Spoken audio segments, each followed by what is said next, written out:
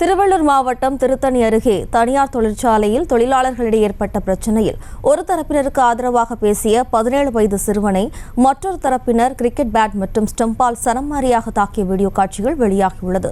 கூடுதல் விவரங்களோடு நமது செய்தியாளர் செந்தில் இணைகிறார். வணக்கம் செந்தில், விவரம். வணக்கம் ஜெயஸ்ரீ.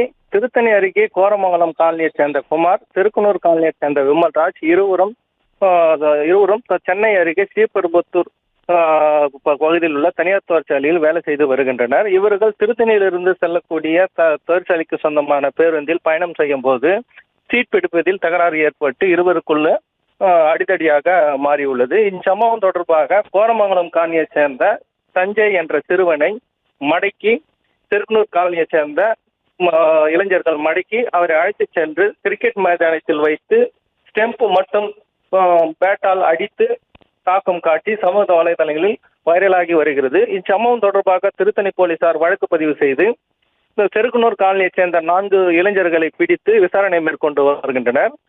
தனியார் பேருந்தில் சீட் பிடிப்பதில் ஏற்பட்ட தகராறில் சிறுவனை பேட் மற்றும் ஸ்டெம்பால் அடிக்கும் காட்சி சமூக வலைதளங்களில் வைரலான சம்பவம் திருத்தணியில் பரபரப்பை ஏற்படுத்தியுள்ளது. ஜெயஸ்ரீ.